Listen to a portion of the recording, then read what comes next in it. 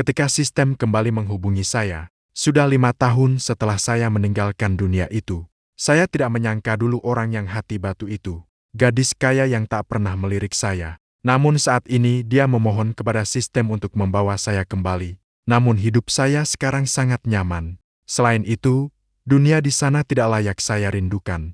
Jadi ketika sistem mengatakan anak saya merindukan saya tetap diam. Tidak kusangka sistem masih memiliki kartu rahasia. Gu Qinghan hampir meninggal. Dia ingin memberi penjelasan terakhir kepadamu sebelum meninggal. Saya terkejut sejenak. Saya sudah lama melepaskan masa lalu. Namun orang yang begitu sempurna seperti Gu Qinghan ternyata akan mati. Sistem setelah lama baru berkata kepada saya, "Tuan, pada waktu itu Anda pada akhirnya tidak pernah mendapatkan hati sejati Gu Qinghan. Itulah mengapa Anda meminta saya membantu Anda keluar dari dunia itu. Namun sekarang Gu Qinghan menemukan saya. Secara sukarela meminta Anda untuk kembali." Dalam sekejap, ingatan 5 tahun lalu menyerbu pikiran saya. Saya ingin kembali melihat mengapa wanita itu harus mati. Saya berkata kepada sistem, "Bantu saya kembali ke dunia itu." Seiring dengan sekejap kekosongan di depan mata, saya membuka mata lagi. Saya sudah berada di depan pintu villa Gu Qinghan. Saya agak panik, ingin bersembunyi. Namun sesaat kemudian suara Bingbing terdengar. "Bibi, aku ingin Mama mengantarku. Aku ingin Mama mengantarku ke sekolah." Saya terpaku di tempat, menatapnya dengan kebingungan. Dia adalah anak saya di dunia ini. Adalah putri saya dan Gu Qinghan. "Bingbing, dengarkan baik-baik. Besok biarkan Nyonya mengantarmu, ya. Tunggu di sini dulu, Bibi. Saya mengeluarkan gelas untukmu." Saya menatap Bingbing dan mengangguk. Sesaat berikutnya dia menatap saya. "Siapa kamu? Kenapa kamu berada di depan pintu rumah saya?" Saya terkejut sampai tak bisa berkata-kata. Putri saya sudah tidak mengenal saya lagi. Memikirkannya, memang begitu. Saat itu Bingbing belum berusia 1 tahun. Saya sudah meninggalkan dunia ini. Saya hampir ingin menjawabnya. Pengasuh keluar dari dalam. Pengasuh memegang tangan Bingbing dan berusaha keluar. Namun ketika dia mengangkat kepala, dia melihatku. Dia berseru, "Tuan Li, bukankah Anda?" Aku tahu apa yang dia ingin katakan. Saat aku meninggalkan dunia dulu, karena kecelakaan mobil, aku langsung menundukkan kepala. Dengan cepat berkata, "Kamu salah orang." Setelah mengatakannya, aku langsung melarikan diri tanpa menoleh. Bingbing bertanya dengan kebingungan, "Tante, siapa dia? Apakah kamu mengenalnya?" "Tidak mengenalnya, Tante. Salah orang. Ayo pergi." 5 tahun kami menghabiskan di sekolah cukup untuk membuat seseorang melupakan. Seseorang, bukan hanya waktu yang tak bisa kembali.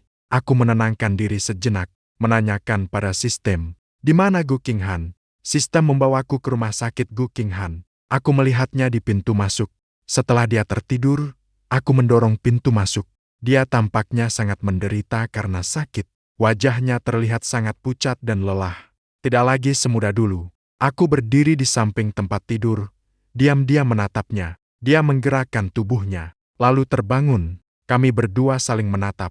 Air mata mengalir dari matanya. "Maafkan aku, membuatmu melihatku dalam keadaan seperti ini." Aku menggelengkan kepala, duduk di samping tempat tidurnya. Aku ingin menghapus air matanya, tapi aku menyadari aku tak berhak. Gu Qinghan menatapku. "Kau semakin kurus, Li Chuan." Aku tidak berkata apa-apa, hanya terdengar dia berkata lagi, "Aku memohon pada sistem untuk mencarimu kembali. Semua ini salahku. Aku mencintaimu." Setelah dia selesai berbicara, aku teringat saat dulu diculik. Para penculik memintanya memilih antara aku dan sahabat masa kecilnya. Dia tanpa ragu memilih sahabat masa kecilnya, meninggalkanku. Dia berkata, "Li Chuan, kau punya sistem. Kau masih bisa hidup." Tapi dia berbeda. Dia hanya memiliki aku. Bagaimana perasaanku saat mendengarnya? Aku merasa kecewa, putus asa. Aku memberinya tisu. Berpura-pura tidak lagi memikirkan masa lalu. Berpura-pura tidak peduli. Aku menunduk, tak ingin menatap matanya. Namun aku melihat cincin di jari manis tangan kirinya. Itu setelah aku jatuh cinta pada Gu Qinghan. Aku membeli dengan gaji bulanan 4.000, sebuah cincin yang tak berharga. Sebuah cincin yang bahkan tak mencolok. Entah kenapa amarahku tiba-tiba meluap. "Gu Qinghan, awalnya, karena kau memilih orang lain. Mengapa masih ingin membawaku kembali? Mengapa masih memakai cincin ini? Kau masih ingin mempermalukanku." Sampai kapan? Gu Qinghan menangis deras seperti hujan, berbicara padaku, karena aku mencintaimu. Aku melepaskan tangannya. Cintailah aku, cintailah aku. Kenapa meninggalkanku? Gu Qinghan menangis sampai tak bisa berkata-kata. Dia terdiam ragu-ragu selama beberapa saat, tidak mengeluarkan satu kalimat lengkap. Kamu bilang aku punya sistem yang tidak akan mati. Tapi aku sudah memberitahumu berkali-kali. Jika kamu tidak memilihku, aku akan dihapus oleh sistem. Aku manusia. Aku juga akan merasakan sakit. Gu Qinghan hanya memberi aku permintaan maaf yang berulang-ulang. Bilang dia minta maaf. Aku. Tiba-tiba dia batuk dengan rasa sakit. Darah mengalir keluar dari mulutnya. Terpental oleh batuknya menetes ke wajahnya dan spray putih. Qinghan, aku hanya memanggilnya satu kali. Dia langsung pingsan. Setelah dokter melakukan penyelamatan, aku mengetahui dia sudah stadium akhir kanker lambung. Dia sejak kecil sudah menderita penyakit lambung.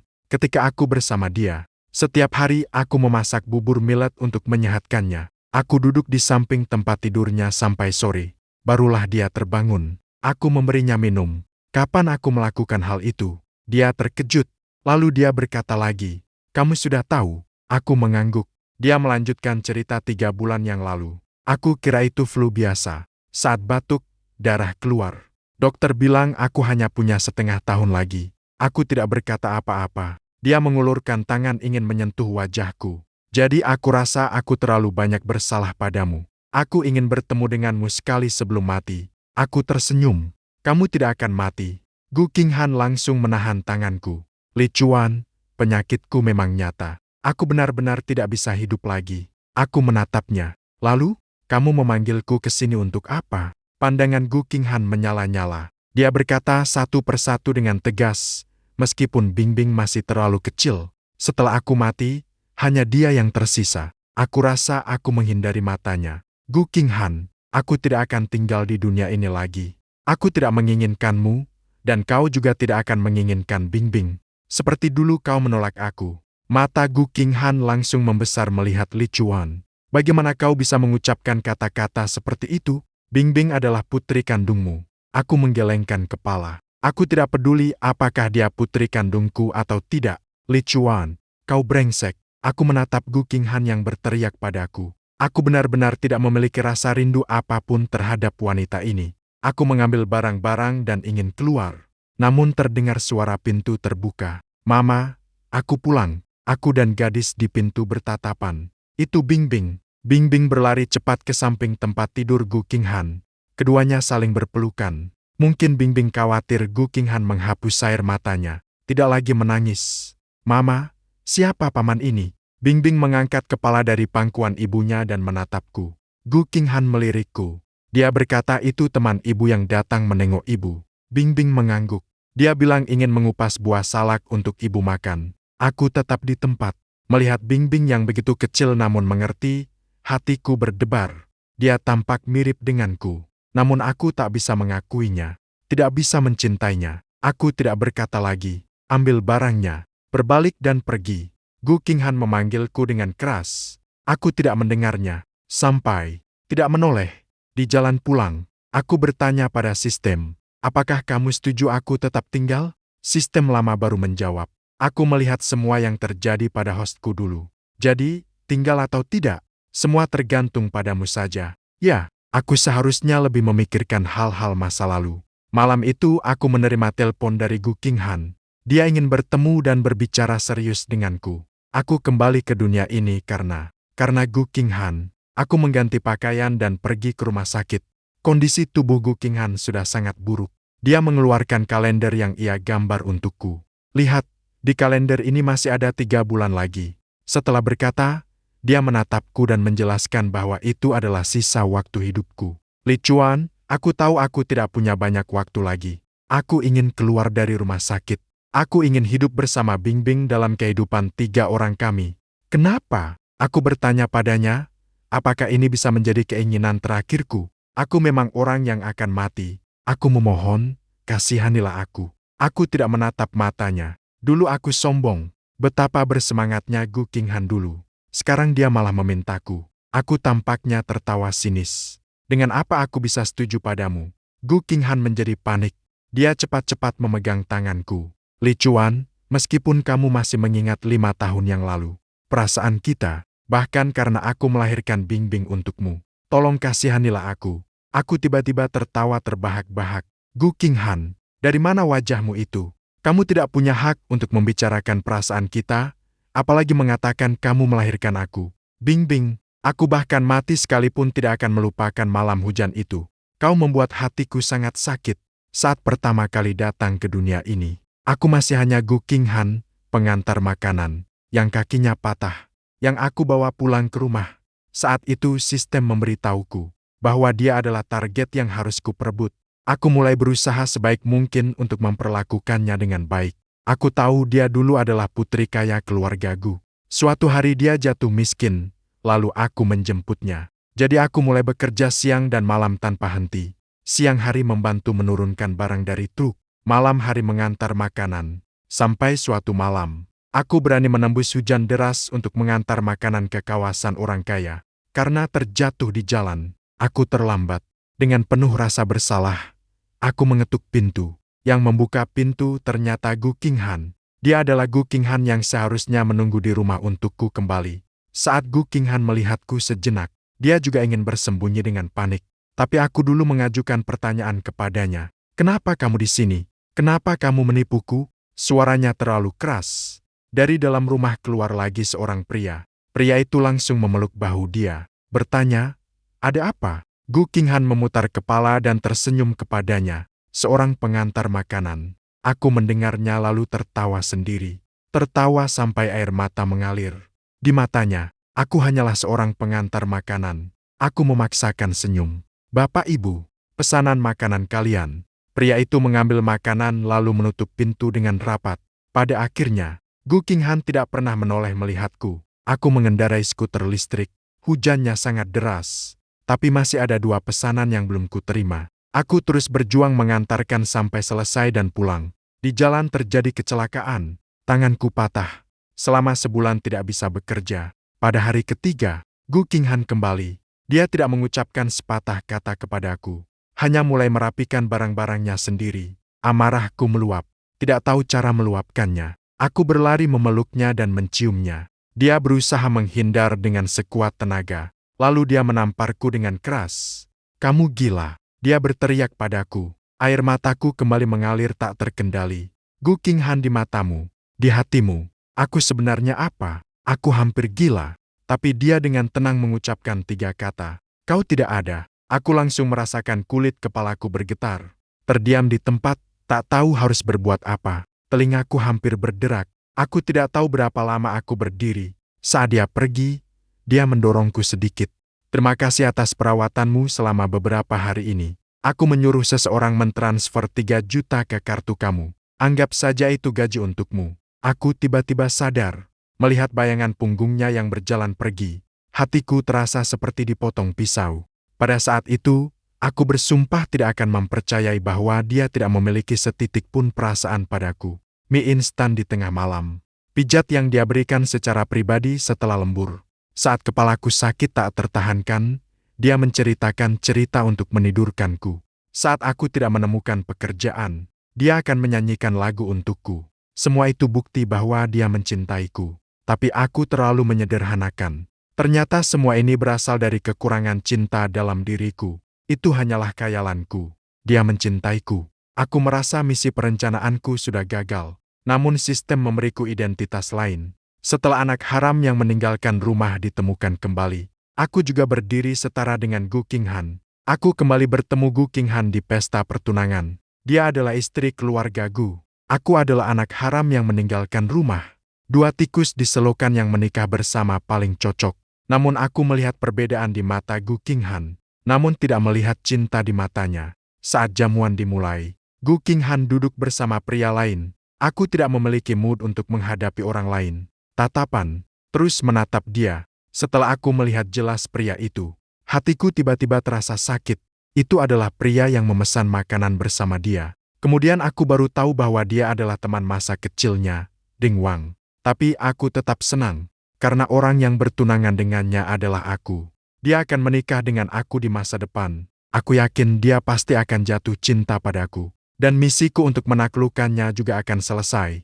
Setelah selesai, aku pulang bersama dia. Namun Gu Qinghan sangat marah. Dia berteriak keras kepadaku. Kamu adalah orang yang meninggalkan rumah. Kenapa tidak bilang lebih awal? Apakah kamu tahu betapa sulitnya aku sampai ke titik ini? Kenapa aku harus menikah denganmu? Kata-katanya sangat menyakitiku, sangat memalukan. Aku bahkan ingin memintanya untuk tidak berkata lagi. Namun sesaat berikutnya dia keluar dari rumah. Aku kembali sendirian. Tapi aku tidak peduli. Segera akan menikah. Dia pasti akan jatuh cinta padaku. Aku dan dia mengurus akta nikah. Aku ingin tahu pernikahan seperti apa yang layak untuknya. Tapi dia berkata dia tidak mau pesta pernikahan. Cukup punya akta nikah saja. Aku setuju dengan pendapatnya. Namun hampir tidak ada yang tahu kami sudah menikah. Aku tahu aku tidak dapat dipertanggungjawabkan baginya. Setelah menikah, dia menjalankan tanggung jawab seorang istri. Sedangkan aku diam-diam mendukung karirnya. Aku tahu ambisinya. Aku berusaha sekuat tenaga membantu dia. Aku pikir dia akan berubah pikiran. 5 bulan kemudian, dia hamil. Aku sangat senang. Aku merasa dia akhirnya mengakui aku. Awalnya dia mengalami mual kehamilan yang parah. Aku mencari berbagai cara untuk membantunya. Di siang hari, aku bekerja di kantor. Malam harinya, aku menyiapkan bubur bunga osmanthus untuknya. Semua itu demi membuatnya merasa lebih nyaman.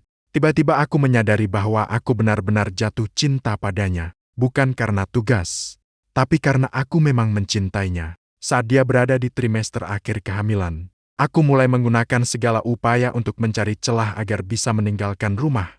Memberikan semua sumber daya kepada Gu Qinghan. Semua demi mewujudkan mimpinya. Anak akhirnya lahir.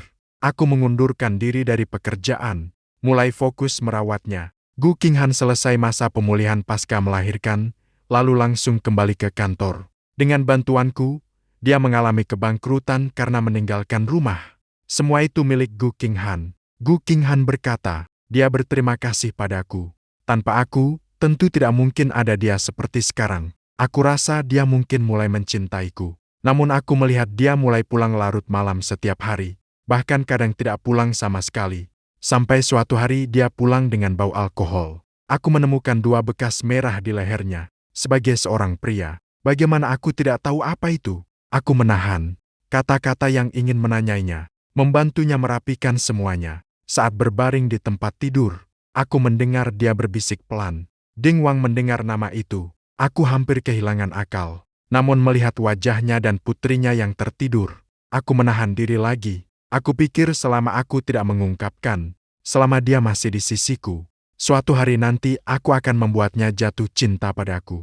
Namun kenyataan tak sesuai harapan. Gu Qinghan dengan tenang menyerahkan sebuah surat perjanjian perceraian kepadaku. Aku menatap matanya dan berkata, Gu Qinghan, apakah kamu pernah mencintaiku? Dia terdiam lama, lalu berkata, tanda tangani saja. Aku tiba-tiba merasa lega. Cinta adalah cinta. Tidak mencintai adalah tidak mencintai. Gu Qinghan, jika kamu berkata kepadaku, dia jatuh cinta pada pria lain, aku akan melepaskannya. Aku bisa sedih dan terluka, tapi aku tidak ingin melihatnya sedih dan terluka. Namun dia tetap menipuku, mencuri kepercayaanku, mencuri cintaku. Sejak hari itu, Gu Qinghan tidak pernah tidur bersamaku lagi. Dia mengambil barang dan pergi ke kamar Bingbing. Aku rasa pada akhirnya aku tetap gagal dalam meraih hatinya. Aku siap menerima akhir yang terhapus. Aku berkata kepada Gu Qinghan, jika kamu tidak mencintaiku, aku akan mati. Dia mengira aku memaksa dengan ancaman hidupku. Maka dia memanggilku orang gila. Sejak itu dia tak pernah menatapku lagi. Aku menyerah. Saat menandatangani, aku bertanya padanya, apakah nama Bingbing bisa diubah? Sejak lahir, Bingbing belum memiliki nama resmi.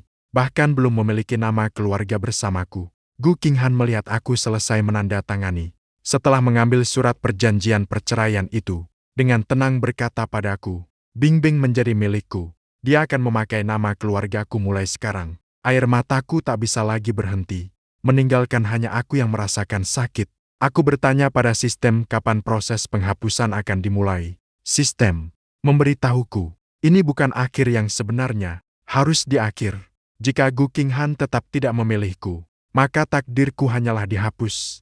Aku kembali memiliki sedikit harapan. Namun ketika aku mendengar kabar tentang Gu Qinghan, itu terjadi di pesta pernikahan mereka berdua. Itu pertama kalinya aku melihatnya mengenakan gaun pengantin. Sungguh sangat cantik.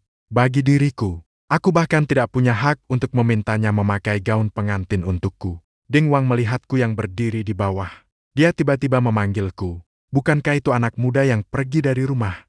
Kau juga datang ke pernikahan aku dan Qinghan, ya? Terima kasih atas dukungannya. Aku tidak peduli apa yang dia katakan padaku. Aku hanya peduli pada Gu Qinghan. Bahkan sekadar tatapan kecil darinya pun cukup. Namun tidak ada. Dia juga menganggapku anak haram tanpa nama dan hak. Bagaimana mungkin aku menggapai sang istri utama keluarga Gu yang berkuasa? Mungkin orang lain tidak tahu. Namun Gu Qinghan tidak mungkin melupakan. Jika tidak ada aku, dia tidak akan menjadi seperti sekarang. Aku yang menemani dia melewati hari-hari terberat. Aku yang menemaninya sampai saat ini. Namun orang yang berdiri di sisinya bukanlah aku. Setelah pernikahan selesai, aku menemui Gu Qinghan dan berkata padanya, aku ingin melihat Bingbing. Gu Qinghan belum menjawab. Ding Wang di samping bertanya, apa sebenarnya aku bagimu? Bingbing sekarang adalah putriku. Aku tidak peduli apa yang dia katakan. Aku hanya mengulanginya lagi kepada Gu Qinghan. Aku ingin melihat Bingbing. Gu Qinghan melihat sikapku yang keras. Lalu dia membawaku melihat Bingbing yang masih tertidur. Aku menyentuh pipinya. Aku pikir kali ini adalah perpisahan selamanya. Di dalam ruangan hanya tersisa aku dan Gu Qinghan. Aku sekali lagi menanyakannya kepadanya. Apakah kamu pernah mencintaiku? Sekalipun sedikit. Dia tidak menatap mataku. Itu pun tidak benar. Aku menjawab. Jika kamu berkata tidak, aku akan mati. Gu Qinghan baru menatapku kembali setelah mendengar kalimat itu. Namun matanya dipenuhi keraguan. Gu Qinghan, aku bukan orang dari dunia ini. Aku memiliki sistem yang datang untuk menaklukkanmu. Namun jika aku gagal menaklukkanmu, aku akan mati. Kau tahu, kan? Aku akan mati. Gu Qinghan tiba-tiba tersenyum. Saat aku menipunya, aku tiba-tiba ingin menyerah. Jika dia tidak percaya meskipun aku mengatakannya 10.000 kali, apa gunanya? Aku berkata kepadanya, selamat tinggal. Aku pergi tanpa menoleh kembali. Namun aku tidak tahu kemana lagi aku bisa pergi. Saat aku berjalan tanpa tujuan, tiba-tiba sebuah tangan meraih leherku. Tidak sempat melawan. Aku pingsan seketika. Saat aku terbangun lagi, di tepi laut, aku terikat pada sebuah tiang besi di tepi laut. Orang yang terikat di sampingku juga adalah Ding Wang. Aku mulai berusaha melepaskan diri. Aku berteriak, siapa kalian? Kenapa kalian menangkapku? Ding Wang di sebelahku juga terbangun. Dia juga berteriak, lepaskan aku. Apa yang kalian mau lakukan? Para penculik tertawa pelan. Kalian berdua adalah pria yang paling dicintai Gu Qinghan. Hari ini aku akan membuatnya memilih satu yang paling dicintainya, lalu membunuh satu di antaranya, dan juga membuatnya merasakan rasa kehilangan orang yang dicintai. Aku terkejut. Ternyata pilihan yang disebutkan sistem adalah kali ini. Aku sangat berdoa dalam hati. Semoga Gu Qinghan masih memilihku. Aku tidak ingin dihapus. Aku juga tidak ingin meninggalkannya. Namun kata pertama Gu Qinghan adalah, aku memilih dia. Aku memilih Ding Wang. Lepaskan dia. Aku melihat Gu Qinghan yang berdiri di depan, gelisah sambil menginjak-injak kaki. Sepertinya tidak ada suara yang terdengar lagi. Aku melihat Gu Qinghan dan Ding Wang saling membantu. Mereka meninggalkan tempat ini. Tiba-tiba sebuah truk menabrakku. Menabrakku hingga hancur berkeping-keping. Seluruh tubuhku terasa sakit. Melihat aku belum sepenuhnya mati. Truk itu menabrak lagi. Aku mulai berdarah. Kemudian mataku tertutup selamanya. Aku dihapus oleh sistem seperti itu. Kembali ke dunia nyata. Aku menganggap itu hanya mimpi. Aku kembali memulai pekerjaan 95ku. Saat segala sesuatunya mulai berkembang ke arah yang baik. Sistem kembali menemukan aku. Aku kembali bertemu Gu Qinghan. Dia akan mati. Namun 5 tahun lalu, Li Chuan yang paling mencintainya juga sudah mati. Mengingat hal itu, aku tak sadar meneteskan air mata. Jari tangan Gu Qinghan yang dingin menghapusnya untukku. Aku kembali sadar dan menatapnya. Gu Qinghan, aku tidak memiliki perasaan padamu. Gu Qinghan terkejut sedikit. Dia menggelengkan kepalanya kepadaku. Kau menangis. Kau masih mencintaiku. Aku langsung berdiri dan menertawakan kepolosannya. Aku masih mencintaimu. Mencintaimu apa? Mencintaimu saat tua dan tak lagi menarik. Mencintaimu ketika sakit parah. Kata-kataku menusuknya seperti jarum. Matanya berisi air mata. Dia memohon lagi agar kau tidak mencintainya. Aku hanya mencintaimu. Aku tidak ingin Bingbing tidak punya ayah. Aku memohon padamu. Bahkan demi kepentingan Bingbing, aku menyela dia. Kau masih berani menyebutkan Bingbing? Gu Qinghan, kau benar-benar berpikir aku tidak tahu. Saat itu, ketika aku mengandung 7 bulan, kau ingin pergi ke Amerika bersama Ding Wang, hingga hampir memukul Bingbing. Saat itu sudah 7 bulan. Kau masih begitu kejam. Sambil berkata, aku kembali tercekik oleh tangis. Tidak, Li Chuan, aku ada alasan. Aku menatapnya dengan dingin. Itu bukan alasanmu. Itu hanyalah alasanmu. Gu Qinghan tidak lagi berbicara. Kami saling menatap satu sama lain. Akhirnya dia kembali berbicara. Aku mengakui bahwa dalam hidup ini yang ku kejar hanyalah uang, status, dan kekuasaan. Tapi aku juga seorang wanita. Aku mendambakan sebuah keluarga. Mendambakan kebahagiaan. Li Chuan, aku ingin ada yang mencintaiku. Aku tidak ingin berdebat lagi dengannya. Saat ada yang mencintaimu, apa yang kamu lakukan? Kamu menginjak-injak cintaku padamu. Apa itu cinta? Aku rasa Gu Qinghan seumur hidupnya tidak akan mengerti. Dulu aku sanggup memberikan segalanya untuknya. Aku hanya ingin dia menemani ulang tahunku. Tapi dia berkata sibuk, ulang tahun hanyalah formalitas. Aku sendirian memakan seluruh kue dengan balas dendam, lalu membakarnya. Surat tulisan tangan yang kutulis dengan tanganku sendiri untuknya. Aku pikir dia akan bersikap seperti itu kepada siapa saja. Tapi dia berbeda dengan Ding Wang. Dia akan mengorbankan semua pekerjaan untuk menemani Ding Wang merayakan ulang tahun. Membatalkan semua pekerjaannya. Dia akan meluangkan waktu untuk merayakan hari penting bersama Ding Wang. Sementara meninggalkanku sendirian di rumah. Hatiku berdarah.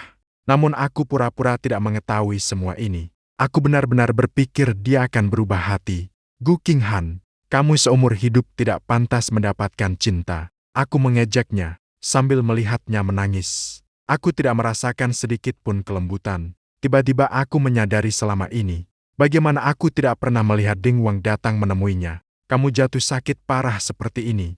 Bagaimana dengan Ding Wang? Gu Qinghan menjawabku. Aku sudah bercerai dengannya. Bukankah dia orang yang selalu kau cintai? Gu Qinghan mendengarkan sampai aku selesai berbicara. Dia langsung menjadi panik. Tidak, Li Chuan. Bagiku dia hanya soal keuntungan. Hanya untuk dimanfaatkan. Gu Qinghan berkata begitu. Aku sama sekali tidak mempercayainya. Dia pernah tanpa memikirkan apa-apa bersama Ding Wang. Yang kulihat hanyalah cintaku pada Li Chuan. Bagiku, Ding Wang hanyalah tangga untuk naik. Kau tahu hari-hari apa yang kujalani dulu di keluargaku? Aku hanya ingin membalas dendam. Mengambil kembali semua yang menjadi milikku. Aku menggelengkan kepala kepadanya. Aku tidak ingin lagi mengetahui masa lalumu.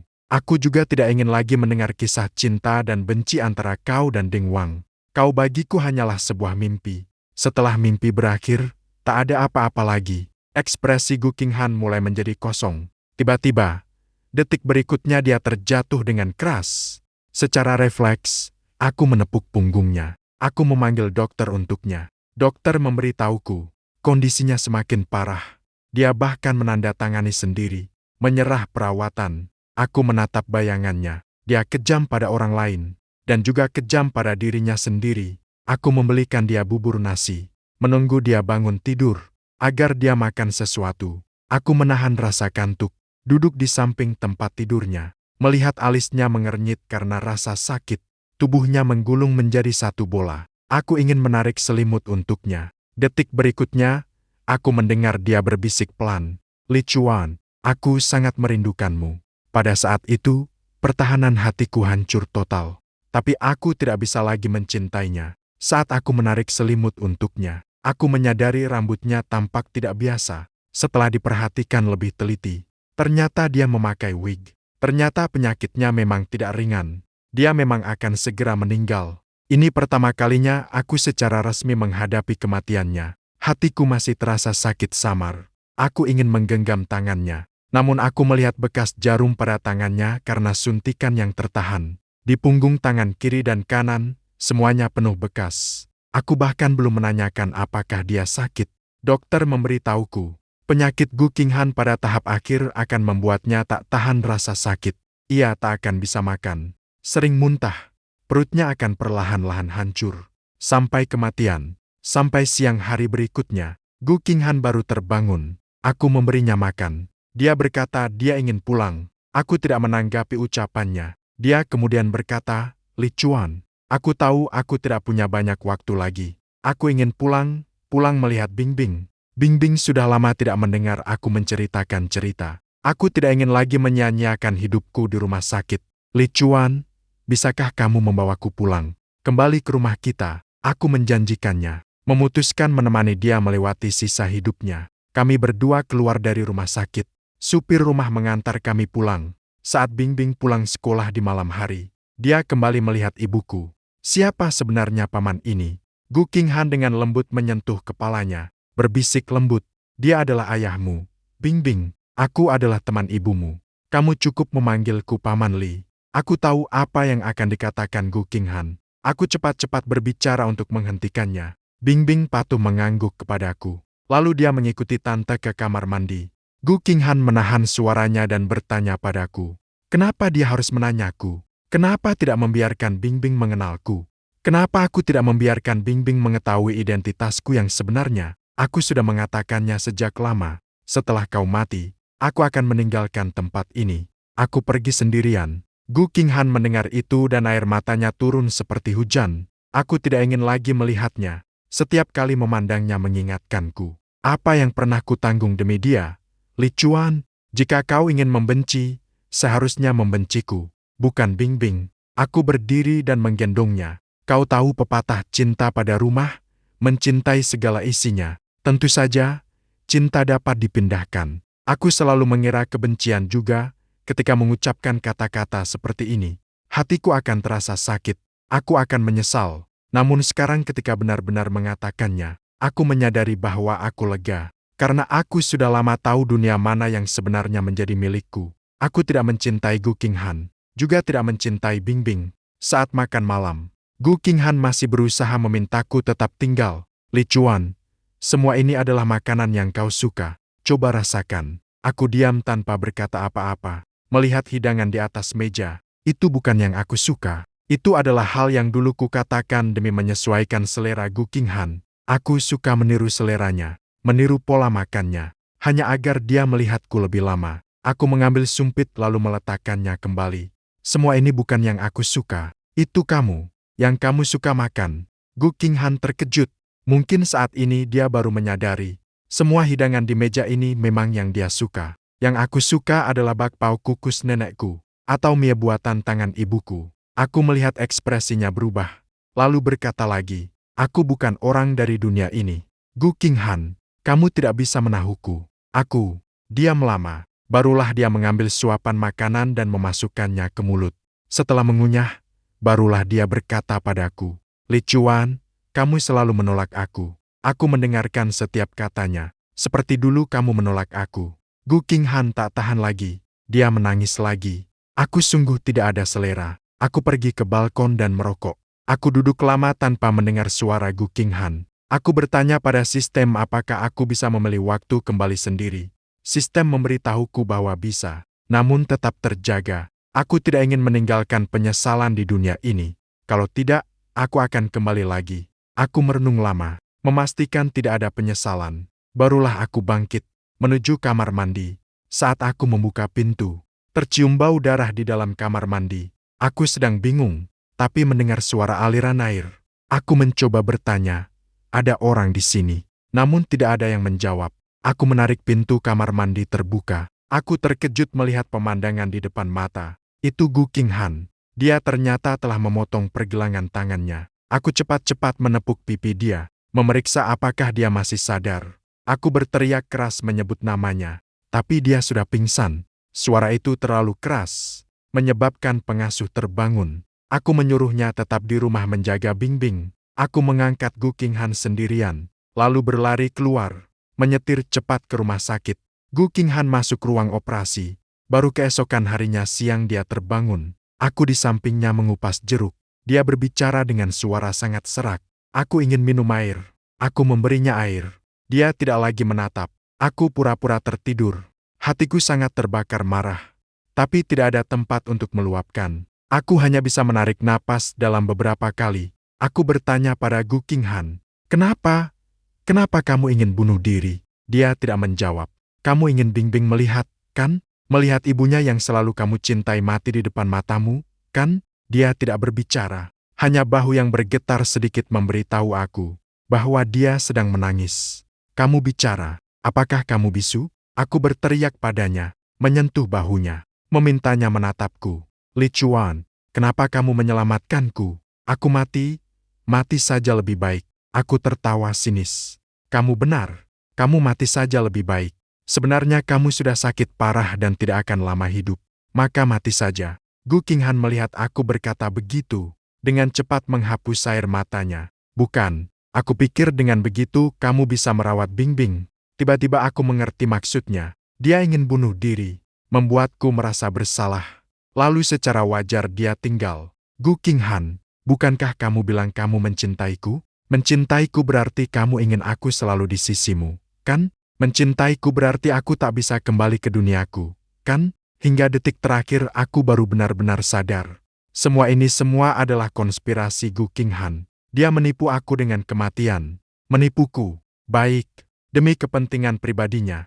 Tinggal di dunia ini, membuatku tak pernah bisa kembali. Aku hampir marah sampai gila. Aku tidak akan percaya lagi pada kata-katanya. Setiap tetes air mata darinya. Li Chuan, kamu benar-benar salah menuduhku. Gu Qinghan masih berjuang menjelaskan. Aku berbalik dan pergi. Setelah keluar pintu, aku langsung melihat Bingbing. Paman Li, syukurlah ada kamu. Kalau tidak, ibuku sakit.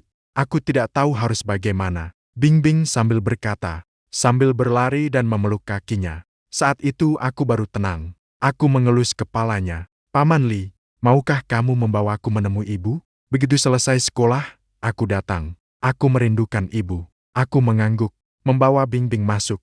Bingbing berlari cepat ke samping tempat tidur Gu Qinghan. Mereka berdua berpelukan. Bingbing mengeluarkan 3 permen dari tasnya. Dia berkata, Ibu, lihatlah. Aku berperilaku sangat baik di sekolah. Guru memberikannya sebagai hadiah. Guru berkata 1 permen dapat mengabulkan 1 keinginan. Ibu, kamu selalu sakit, maka keinginan pertamaku adalah agar ibu cepat sembuh. Jangan lagi sakit.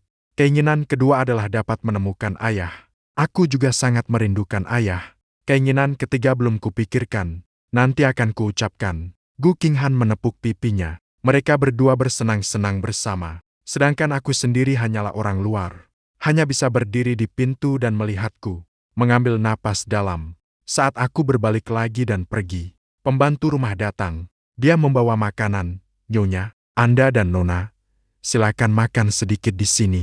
Pak Li, aku membuat banyak. Anda juga makan bersama. Aku menggerakkan tangan, bersiap menolak. Bingbing datang dan menarikku. Paman Li, mari kita makan bersama. Terima kasih. Menyelamatkan Mama. Aku tidak akan bicara lagi. Setelah kita bertiga selesai makan, Bingbing kemudian pergi bersama pengasuh. Aku melihat keluar jendela. Mataku terasa perih. Tiba-tiba terdengar suara muntah. Aku berbalik melihat. Gu Qinghan membungkuk dan memuntahkan banyak darah. Aku segera memanggil dokter. Dia masuk lagi ke ruang operasi. Setelah operasi selesai, dokter memberitahuku, kondisi Gu Qinghan memburuk. Tidak akan bertahan lebih dari 1 bulan. Aku merokok sepanjang malam. Aku pikir aku akan segera bisa pulang. Aku pulang ke rumah untuk mengambil pakaian ganti untuk Gu Qinghan. Aku kebetulan melihat Bingbing sedang menggambar. Hidungku terasa perih. Ini anakku. Tidak ada perasaan yang palsu. Bingbing juga melihatku. Dia tersenyum lebar memanggilku. Om Li, bisakah kamu membantu memeriksa kata-kataku? Aku tersenyum padanya dan berkata baik. Bingbing menggambar mimpinya sendiri. Di gambar itu ada keluarga 3 orang. Ini Mama, ini Papa, ini aku.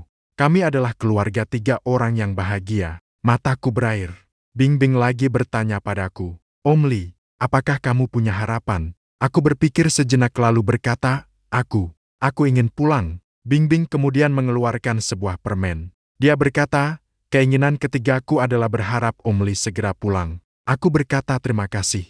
Lalu aku mengucapkan selamat tinggal padanya. 1 bulan kemudian, Gu Qinghan meninggal. Bingbing kembali ke rumah Gu. Aku menghadiri pemakamannya. Di pemakaman, pembantu memberiku sebuah barang. Dia berkata, ini dari Bingbing untukku. Aku membuka dan melihat itu adalah gambar yang Bingbing buat hari itu. Namun di belakang gambar ada tulisan, "Aku tahu kamu adalah ayah." Tapi Bingbing tidak menyalahkan ayah. "Semoga kamu cepat pulang." Aku tersenyum. Aku menaruh gambar itu bersama bunga ester putih di depan cangkir Gu Qinghan. Aku bertanya pada sistem, "Aku boleh pulang sekarang, kan?" Sistem menjawab, "Bisa." Namun dia memberitahuku ada sebuah cara. Aku menanyakan apa itu. Dia berkata, "Kamu dapat menyerahkan 10 tahun umurmu untuk menukar Gu Qinghan agar terlahir kembali." Aku hampir tidak ragu sama sekali. Aku menolak dia. Kembali ke dunia nyata. Aku kembali pergi kencan buta. Kencan buta kali ini berjalan lancar. Setelah setengah tahun bersama, kami menikah. Aku rasa inilah hidup yang kuinginkan.